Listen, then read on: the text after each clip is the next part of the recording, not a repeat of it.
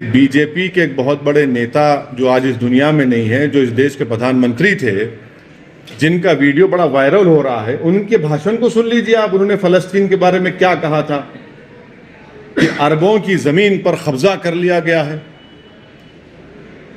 और दूसरी बात यह है कि भारत में हमने एक पोस्ट स्टैम्प निकाला था, सॉलिडेरिटी विद पैलेस्टाइन, वो भी आजकल देख रहे हैं आप लोग। हमारी शुरू से पॉलिसी फलस्तीनियों की ताईद में रही है। इसमें शिफ्ट आया जब कांग्रेस की सरकार थी, उसमें एक शिफ्ट आया।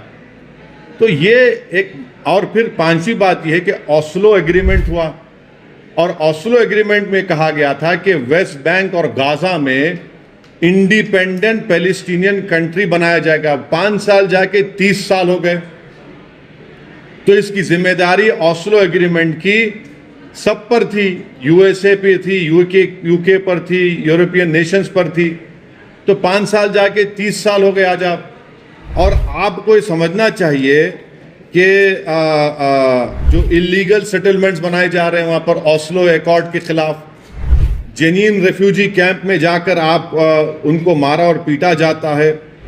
ये बात दुनिया जानती है कि वहाँ पर मस्जिद अक्सा है, बैतुल मुक़द्दस है। ये सब इम्पॉर्टेंट चीज़ें हैं। आपको दुनिया को ये भी समझना चाहिए कि गाज़ा की जो स्ट्रिप है, आपने तो 16 साल से ब्लॉकेड करके रखा इजराइल ने वहाँ पर उसको। 16 ईयर्स से ब्लॉकेड है। ओपन एयर प्रिजन है वो। क्या है बताइए अब आप उसका। एक उसका रास्ता था दारुल बला में, आपने पेरीमीटर लगा दिया। 2005 में रास्ता बंद कर दिया आपने। इजराइल ने गाजा एयरपोर्ट को 2001 में बर्बाद कर दिया। करीम अबू सालम एक इलाका है, आपने 2008 में इजराइल ने बंद कर दिया। हाँ, फिर आपका गाजा सिटी का 2010 में आपने उसको बंद कर दिया। बेत हनोन में सिर्फ उन्हीं लोगों को क्रॉस करने दिया जाता है जिसके पास इजरायली का इशूड परमिट्स है। राफा जो इजिप्ट में आता है रास्ता, उसमें स्पोरेडिकली कभी भी खोल दिया जाता है। हजारों बच्चों को जो फॉरेन स्टडीज का वीजा मिलता, जाने नहीं दिया जाता उन लोगों को पढ़ने के लिए। ओपन एयर प्रिजन बना के रख दिया आपने गाजा और वेस्ट बैंक को। और फिर आप बोल रहे हैं कि ये क्या हो रहा है। वायलेंस, अप्रेसर कौन है वहां पर? अप्रेसर इजराइल है। अप्रेस कौन है? फलस्तीनी है। वायलेंस कोई भी करो, हम उसको कंडेम करते हैं, चाहे कोई ऑर्गेनाइजेशन करो या फिर इजरायली गवर्नमेंट करो। और आप एक बात समझिए, 90 साल से फलस्तीनियों को दबाया जा रहा है। यूक्रेन में रशिया हमला करता है तो पूरे पहुंच गए। ये कौन सी मोहब्बत है? गोरी चमड़ी से मोहब्बत है और ब्राउन चमड़ी से मोहब्बत नहीं है क्या आप लोगों को? नहीं, सुनिए, यूक्रेन में हमला रशिया ने किया, आप वहां पर पहुंच गए। ये 90 साल से ये लोग हैं भाई। महात्मा गांधी ने क्या कहा था इन लोगों के बारे में, वो भी देख लीजिए आप। तो इस पर इतना ही हमको बोलना है। मुद्दा चुनाव का है, उसको लिमिटेड रखिए। सर, 1000 लोग मारे गए इजराइल, और आप कंडेम भी कर रहे हैं, और 500 टेररिस्ट मारे गए, बल्कि इजराइल डिफेंस फोर्स का ये कर रहा है। उसमें 200 तक, मतलब करीबन रिपोर्ट्स के मुताबिक 200 तक सिविलियंस भी रह सकते हैं बोल के बोल रहे हैं। मगर सर, ये क्लियरली वॉर बोल के बोल रहे हैं। तो इस पे आपका what do you like to state, because they are calling it as open war, not an escalation. Prime Minister also said it's an act of terror. And also they have and then they also said something else.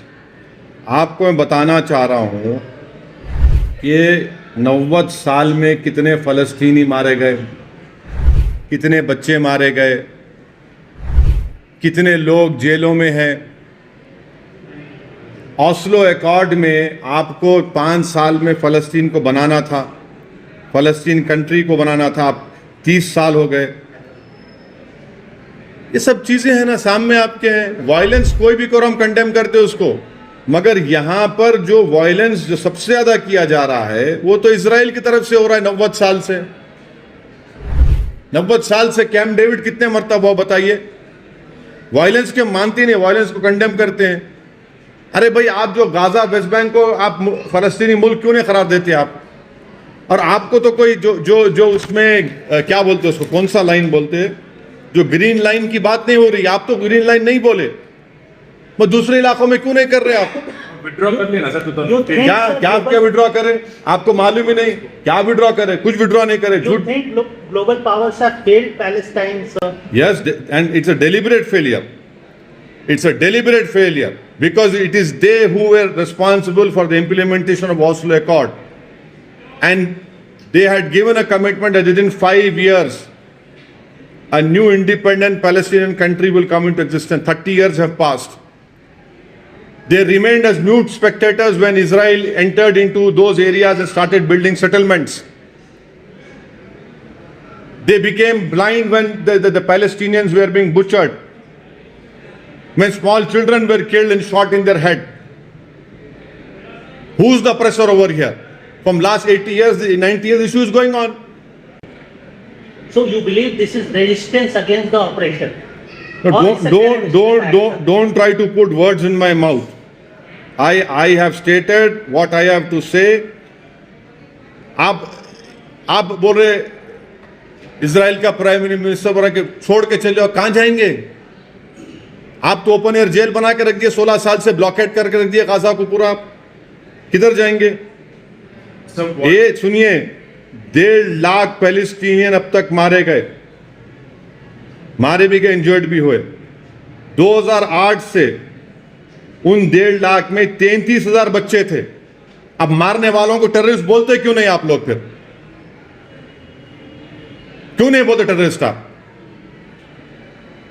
1.5 lakh या तो कत्ल कर दिए गए या फिर injured है, और 2008 से 33,000 बच्चे मारे गए उसमें। अब कौन है टेररिस्ट में बताओ आप? आपका जो गाजा में है, आप गाजा के बाहर फैमिली विजिट नहीं कर सकते, अपना घर नहीं बना सकते, नौकरी नहीं मिलती, आप पानी में मच्छी नहीं पकड़ सकते, आप ट्रेड नहीं कर सकते गाजा के बाहर, आप निकल नहीं सकते। अगर आप सिविलियन को मारेंगे और तो वही ऑर्गेनाइजेशन को मजबूत कर रहे हैं आप। वायलेंस के हम कंडेम करते, वायलेंस नहीं होना चाहिए, मगर ये हकीकत को कौन बयान करेगा, कौन एक्सेप्ट करेगा? यूक्रेन में जो कुछ हो रहा है, तमाम बड़े बड़े ममालिक, सुपर पावर एकदम अपने मॉरल्स को दिखाते हैं। भाई ये 90 साल का मसला नहीं है क्या? क्या यूनाइटेड किंगडम ने क्रिएट नहीं किया इसको? आप बताइए, इन चीजों को देखिए। सर 1000 टन बॉम्ब अभी तक गिराया गया है और 2000 म्यूनिशंस भी वहां पे गिराया गया है, और वो इजराइल डिफेंस फोर्स कह रहा है कि हम पीछे नहीं हटेंगे, हम डिफेंड करेंगे। हाँ नहीं, आप 90 साल से तो आप मार रहे हैं ना फलस्तीनियों को। 1.5 लाख फलस्तीनियों को आपने या तो जान से मार दिया उनको, या इंजर्ड किया। 2008 से 33,000 फलस्तीनी बच्चों को आपने उनकी जान ले ली। उसका क्या बोलेंगे आप? क्या बोलेंगे उसको? सर वायलेंस को हम कंडेम कर रहे हैं, ट्रैकर नहीं चलाना, समझे ना, ओएसी के नाम से। मगर हकीकत यह है। Sir, what do you think, where should India stand on this? And आपने कहा कि प्राइम मिनिस्टर जी के मतलब अब अटल जी के वीडियो वायरल हो रहा है और पुराने अपना इंडिया का साथ रहा है पाकिस्तान के साथ, तो अभी जो है where should India stand on this? India should stand with the oppressed who have been oppressed from, and this is our policy also.